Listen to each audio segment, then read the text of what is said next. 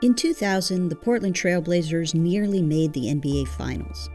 And while nearly stinks, Portland's rise had been quick, intimidating, and showed no signs of abating. In 1999, they made the Western Conference Finals. They were swept, but that's okay, they were building something. In 2000, it looked pretty complete.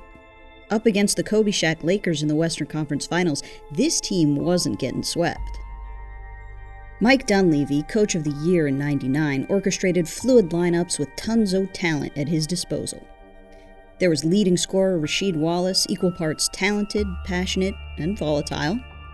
Under the basket, you had Arvydas Sabonis, the passing big man, was 35 and still able to give Shaq the business.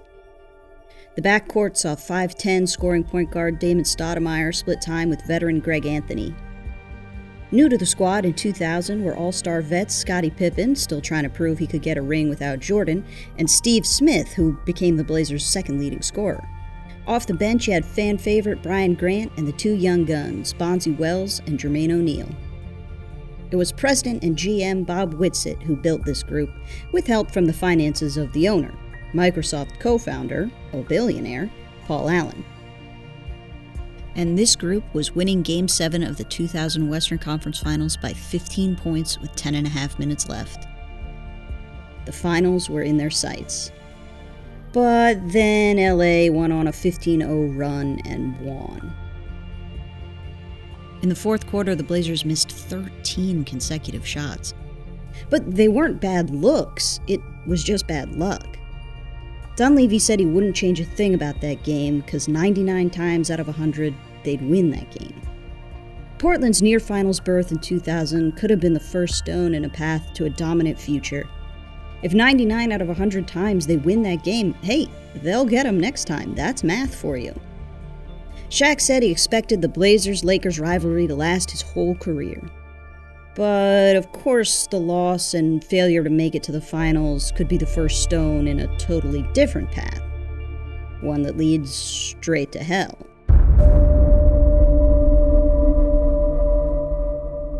While Dunleavy might have said there was nothing he'd change about that Game 7, Bob Buttttt disagreed. To beat the Lakers in 2001, he wanted to get some players who could guard Shaq behind Sabonis. In a 3-team deal, Buttttt traded beloved Brian Grant for Shawn Kemp. Kemp was more of a power forward than a true center, but don't worry, he had a history of handling all-star centers. More concerning was his recent attitude, the fact that he was pretty out of shape, and his price tag. But the Microsoft billionaire-funded team paid for him anyway. Buttttt even got more Shaq protection, trading Jermaine O'Neal for Dale Davis. Davis was an all-star the prior season and, most importantly, played well against Shaq in the 2000 finals. Sure, Jermaine O'Neal had potential, but he barely got to play. The Blazers weren't looking to nurture young guys, they were looking to win a championship in 2001. Their slogan for the year was "One Team, One Dream." That dream, a ring, seemed very doable. The one team part might actually be a problem. With the highest payroll in the league, Buttttt had assembled a team so deep their bench was filled with all-stars and career starters. Impressive on paper, but hard to see how everyone was going to harmoniously share playing time.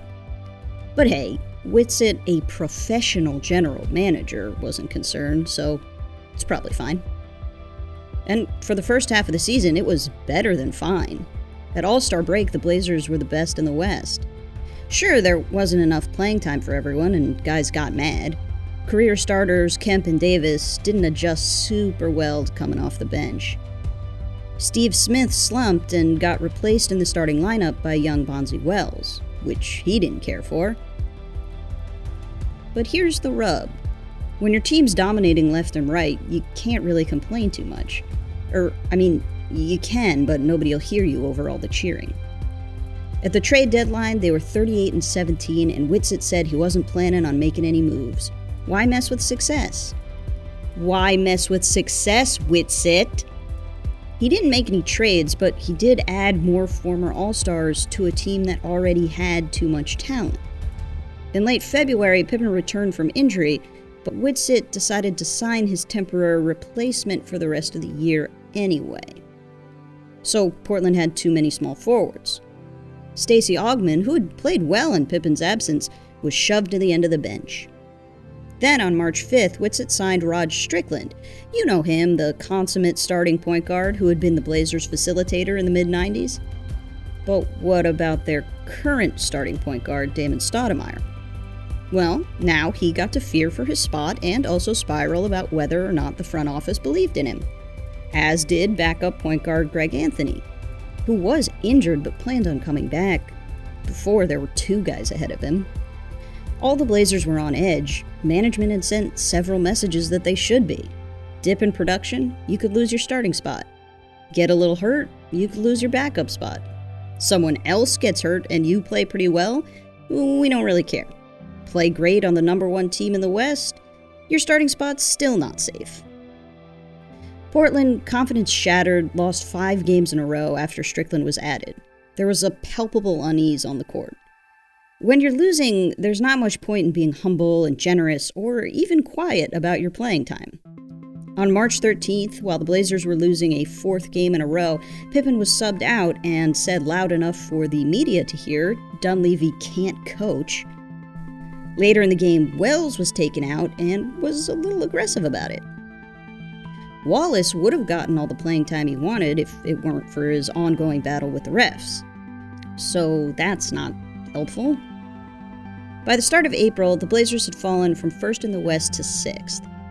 At which point, they were like, hey, a team can suffer from more than just chemistry problems, and we'll prove it. April 5th, Shawn Kemp left the team and entered rehab for drug addiction. People felt sorry for Kemp and annoyed at Buttttt for signing him in the first place. Then, the very next night, Bonzi Wells tore his ACL. His breakout had been one of the few bright spots left for this team, and fans couldn't even blame Buttttt for this one. It was just sad. The Blazers decided to end the regular season with a bang. And by bang, I of course mean the sound of a big explosion that hurts your ears so much you puke. In the second to last game, Sabonis flopped and accidentally hit Wallace in the face. During a timeout, Wallace screamed at him and threw a towel in his face. It was a bad scene that got worse after the game, which was a loss if you can believe it. In the locker room, Wallace said he'd fuck up Sabonis, to which Sabonis simply said, "I will kill him." Dunleavy and Wallace got into it, and that escalated to a point where players were holding Wallace back, and Dunleavy, head coach, was yelling for them to let Wallace fight him. They didn't listen to the head coach in this instance, so everyone lived. Which is like the only nice thing I can say about the Blazers' 2001 season. Everyone lived! They finished 7th in the West, and now I have to talk about the playoffs. If you're a Blazers fan and this is going to be too painful, maybe find a tennis ball to squeeze during this next part, and also the rest of the video. Opening round, they faced the reigning champion Lakers, the team they were supposed to be rivals with for Shaq's whole career, the team that was supposed to be their only obstacle to a title.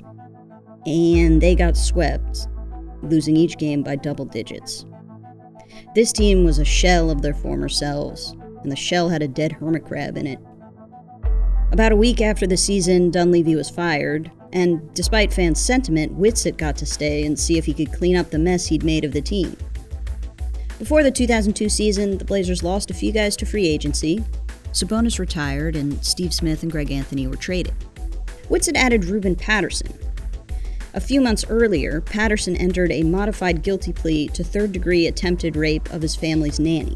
Seattle waived him, nobody else was interested, except the Blazers. They wanted to give him another chance, or didn't care about his legal issues, or some combination of the two. They also drafted power forward Zach Randolph and hired first-time head coach Maurice Cheeks, hoping the new crew could help right the ship. A few months into the 2002 season, and the ship was just bobbing up and down around 500, not doing anything except making fans seasick.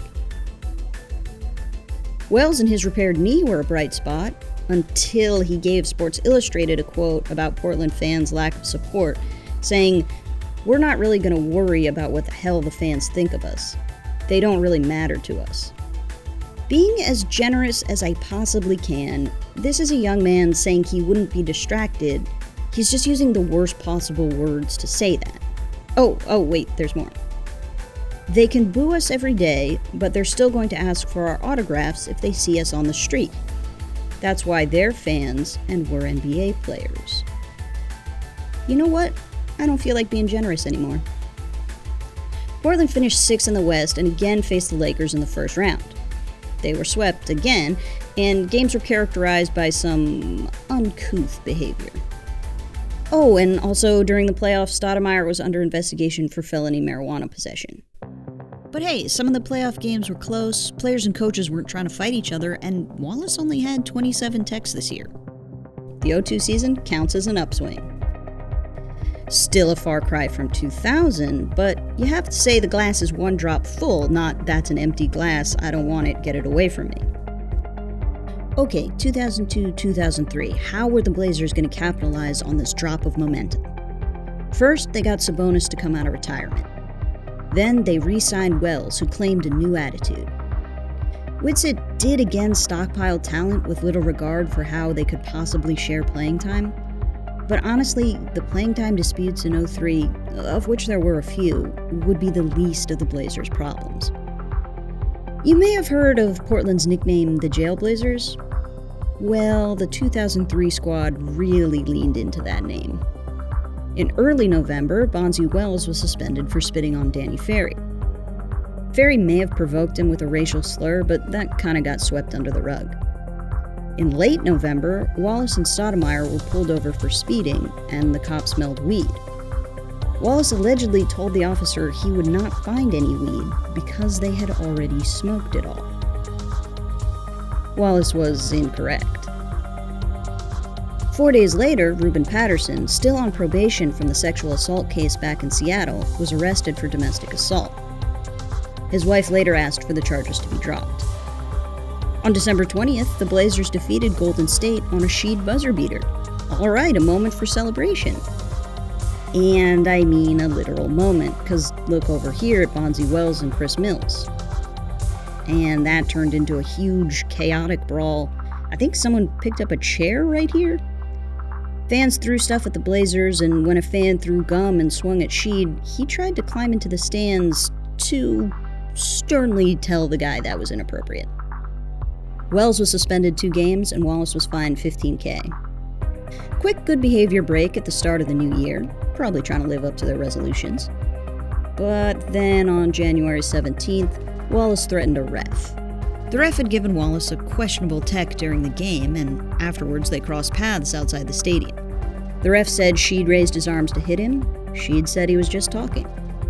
The ref was now infamous Tim Donaghy, but that didn't help Wallace's case at the time. Wallace was suspended for 7 games. Fans were fed up with the Blazers, and Pippen said they should be. Portland's reputation was in the toilet of a public restroom that had an out-of-order sign on the door but was heavily used anyway. But look at this. The Blazers were winning games. At All-Star break, they were 32-16, largely due to Cheeks making Pippen point guard. And hey, if all those incidents didn't hurt the win-loss record, why behave any differently? Don't want to jinx it. At the end of March, little-used rookie Quintel Woods was pulled over for speeding. The cops smelled and then found weed, which is a familiar story with a less popular player. It could blow over unless Woods did something memorable. Yep, there it is. 3 days later, Zach Randolph sucker punched Ruben Patterson during practice, breaking his eye socket. Don't worry, the fight didn't escalate. Ruben couldn't retaliate because he was still on probation. If you're having trouble keeping track of all of Portland's 2003 indiscretions, just refer to this handy chart. One thing that was definitely easy to miss in all the chaos: Blazers finished 1 game better than last year. In the postseason, they fought back from 3-0 to force a Game 7 with Dallas. Randolph had a couple breakout performances, but they lost Game 7 and exited in the first round yet again.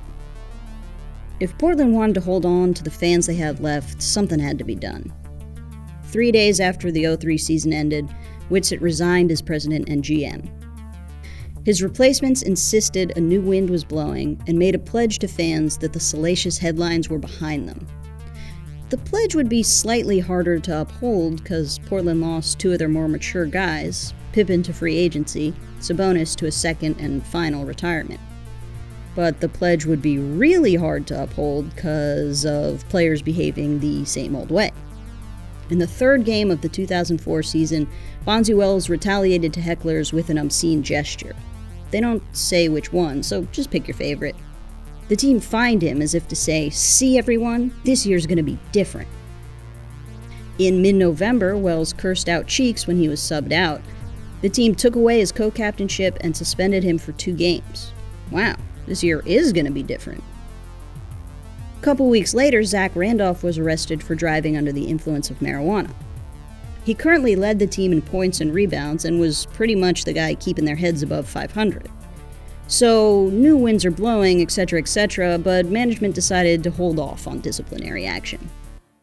And then everyone got distracted because the next day, they traded the spitting, fighting, fan-alienating Bonzi Wells. And that was considered the right move for the long-term health of the team. Certainly not the immediate health, but fans didn't mind the record, they just wanted this new respectable team they were promised. In other words, they wanted to dump the fighting, tech-accumulating, ref-threatening Rasheed Wallace. When Portland traded Jeff McInnis, headlines were just, why didn't they trade Wallace? In February, it happened. They sent Sheed to Atlanta. GM Steve Patterson announced the dawn of a new era in Portland, claiming the faces of the Jailblazers were gone. In return for Wallace, they got 2 former All-Stars with stellar reputations. Portland finished 41-41. 2004 was their first non-winning season since 1989. But the organization didn't feel bad about it. This was a rebuilding season. The future looked promising and fans were happy. For a bit. In mid-October, Quintel Woods was under investigation for dogfighting and animal abuse, which is a new crime for the Blazers, but I don't think what GM Steve Patterson meant when he spoke of a new era. The Blazers suspended Woods indefinitely, and he eventually pled guilty to misdemeanor animal abuse, for which I hate him. Once the 2005 season got going, the team struggled with injuries and also winning. They fell 11 games below 500 in early March, and Cheeks was fired. New coach Kevin Pritchard surveyed the scene and pronounced the season dead. Instead, he used the remaining games to get some experience for their recently drafted young prospects, Travis Outlaw and Sebastian Telfair. Portland finished the 2005 season with their worst record since the early 70s. At least rookie point guard Sebastian Telfair developed nicely in those last months. He was someone to build around. What did that mean for free agent Damon Stoudemire? He wasn't going to stay where he wasn't wanted. And the last player from that 2000 team that was 10.5 minutes away from the NBA Finals was gone. But the hopes for that promising team died long ago, pretty much the very next season. And then the team just free fell until it flushed out every last player who'd once sparked hope. What did we learn along the way down? Too much talent can actually be a bad thing, as chemistry is very delicate. We learned that reputation matters to fans, and fans matter to an organization. Your rep can get you traded. And hopefully we learn not to speed if we're smoking pot in the car. Twice they got caught that way. The infighting and indiscretions certainly made for a spectacle, but let's take a moment to remember just how good the Blazers were before all that unsavory business took over. They were title contenders, title favorites to some, expected to rival the Lakers throughout the 2000s, the same Lakers who three-peated in 2000, 01, and 02. The 2000 Blazers were a stacked team, balanced perfectly for a moment in time. That stack just proved too delicate to last.